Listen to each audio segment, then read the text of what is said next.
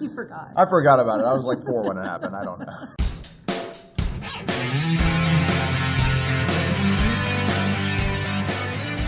Hey, it's Adam Toporek, and we are here at a special edition of Crack the Customer Code at the C-Suite Network Conference.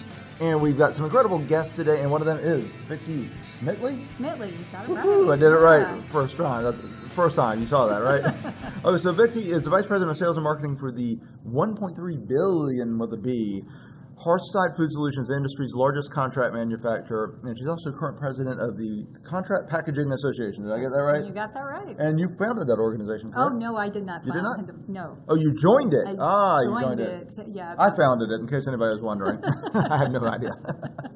You forgot. I forgot about it. I was like 4 when it happened. I don't know. So you joined in 2001, so you've been in the organization for how long now? Oh, my goodness, 17 years, something like amazing. that. Okay. So we're going to talk to you all about customer experience because you have a really unique lens on it, and I think it'll be really interesting to our listeners. So the first question I have is, I know you've always attributed your business success to being an advocate for customers. Right. And so where did that focus come from? Did it develop over time? There's something you just sort of woke up one day as like, wow, we need to treat customers better? I mean, how did that become a part of who you are? Well, I think that, it's pretty obvious that I feel in every business, you must have a customer-focused growth engine. Every employee in your business should be focused on the customer and finding solutions, making their lives easier. Pretty simple. Right. Treating them like a visitor into your own home and solving problems, right?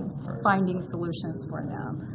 So that's sort of been from day one, sort of my mentality on just business solutions for our customers in the space that I work in. Now, like in your background prior to what you're doing now, did you have a big customer focus then? How did you sort of develop? Like for me, like I grew up as a third generation entrepreneur, and my parents were very customer focused. Even they were customer centric before we had that term. Mm-hmm. So that's sort of where I got it from. Did you get it from a certain job? I've had one job, one career, 25 years, same company. Unbelievable. Through a lot of mergers and acquisitions. I've lost count of how many.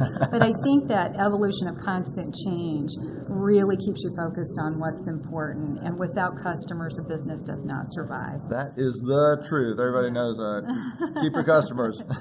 I know one of the things that was really interesting, we were just chatting about, off screen, was the idea of like when people are doing business plans and when organizations and leaders are doing business plans, whether it be for a new business or a new division or whatever it may be, that they fail to put in the customer experience. So talk a little bit about that. Sure. Yeah, I would say 2 things they fail to put in, oftentimes, especially entrepreneurials in the space that I work in. They're so jazzed about getting into the business, they forget to figure out how to write their exit plan. So that's one thing. But weaving in this customer experience into every facet of your business model, your business plan, and whether that's when you're in your startup mode or it's every year, every quarter, every period that you're revisiting what is my customer experience model, why me over someone else. And I think that you have to make sure the bigger your company gets, the more employees you have. I think the broader and more difficult that challenge becomes to make sure that the culture of your company gets ingrained into the people. You're empowering the people. They understand that we've got this one culture and everybody's acting in unison. Big challenge. It's like Shangri-La. Yeah, exactly. That's the poster, right? That's it. But no, I mean, you brought up culture, which is obviously, if you're in the customer experience, you have to be in the culture because you cannot deliver great customer experiences without good culture. So is there anything you can tell us about what you do at Hearthside to create the culture around customer centricity, customer experience? Exactly. Well, in order to have great customer experience, you have to have a great employee experience. And I think that, my company definitely has,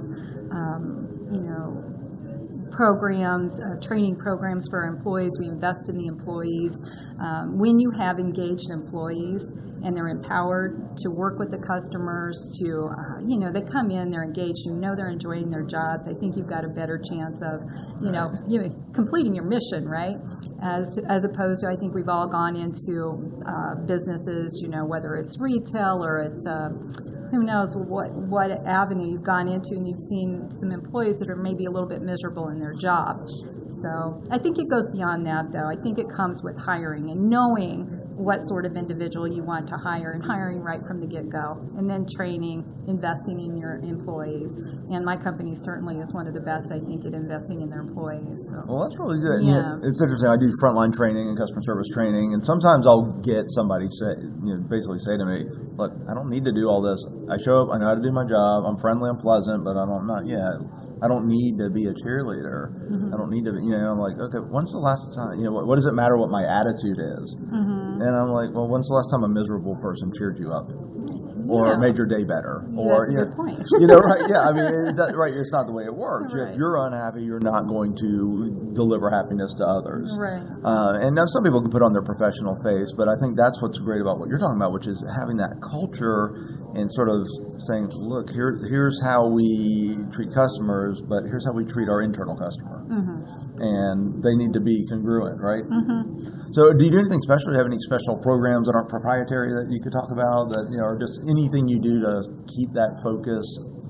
Never lose the focus is even a better way to say it, I think, on the internal customer and the employee experience. Yeah, I mean, I would say that really sits with, every leader in our organization. We have town halls. Our CEO himself has town halls on a periodic basis and talks about the message and what we're trying to accomplish. And so when people know, what the end result is, what are we trying to accomplish as a company, and that they're part and a very important part of it, because no company could be successful without their employees. I think they feel part of the family, if you will. Gotcha. And I think that's, feeling a part of something big when you come to work, and knowing that you're, an integral part of what's getting accomplished is, it's a feel good for people. Oh, exactly. So let's split. That's all. That's the happy stuff. That's the happy stuff. So what are the challenges? What do you, especially you're at the scale? I mean, you've got a large organization with a B. So what are some of the challenges you're finding with one, delivering at scale that culture and keeping that culture? Yeah, well, I think, when I think about the industry, and I'm thinking through the lens of the association, the Contract Packaging Association, which is about 200 companies strong, I try to remember back when I started hearing the phrase customer experience come along. And it was about 10 years ago, I think, in conferences and just in, a news article here and there. And now it's just commonplace, right? And I think back then what happened was the customer really sort of raised the bar and the ante to enter, if you will, was just much higher. No longer could you say you had better quality than your customer, because they weren't going to do business with somebody unless their quality level was at a certain place. Their overall service and attainment for orders right. Everybody had to be at a certain level to play. So those sort of things all became very level. What was left? It was about being fun to work with. It was about being efficient to work with, and it is about the experience. Right. And as our customers are all downsizing, wearing more hats, life's becoming more stressful. What can we do to take the pressure off of that person and sort of, onboard some of their work and some of the pain points that they go through every day? What a lot of our really core people in our business are the planners, the people that, process the orders and manage the orders and scale those up and throughout our facilities to make sure that they're done right and on time. Those are really, really important people. And I think there's a lot of questions that come every day. When they come into the office, they know exactly what our customers are going to be asking them every day. And if they can get an email out with the answers to those questions before the phones start ringing or the emails start coming in, be the ball, anticipate what your customer's going to want before... Know where the puck's going, right? Yeah, exactly. Don't wait for them to ask, just give. And I think so between people and processes, we can really sort of take sort of, a lead. And it's a sea change, I think, in customer experience that's coming at us. And what I really like about your story and your industry story is it's just an old school kind of, okay, Apple's a great customer experience. Wow, yeah, okay, fine. But, this is a contract, packaging, am I saying it right? That's right. Yeah, I mean, that's pretty old school, pretty, just basic. and your focus on customer experience. Because at some point I would imagine, and I don't know a lot about your industry because we're sort of doing this on the cuff here, but I would imagine that a lot of the package, a lot of the product is somewhat commoditized. There's not a lot of difference between, and so product equal price and range. That's where you're getting into the experience part, right? That's it, yeah. So other things come into play, speed to market with brands and products. So, again, if you can be an advantage for speed, you're at a disadvantage with your customer, but it does come down to the experience. Fantastic. Well, Vicki, thank you so much. I appreciate welcome. you. And please tell our listeners, watchers, everybody where people can find you if they want to connect or learn more. Yeah, sure. So our website is www.contractpackaging.org or hearthsidefoods.com. You can find me there. All right. Well, thank you so much, Vicki. Appreciate it. And this is Adam DePort here with Crack the Customer Code, a proud member of the C-Suite Radio family. And you can find more about me at customersthatstick.com. And make sure to connect with Jeannie at 360connects.com. That's EXT. Until next time, take care of yourself and take care of your customers.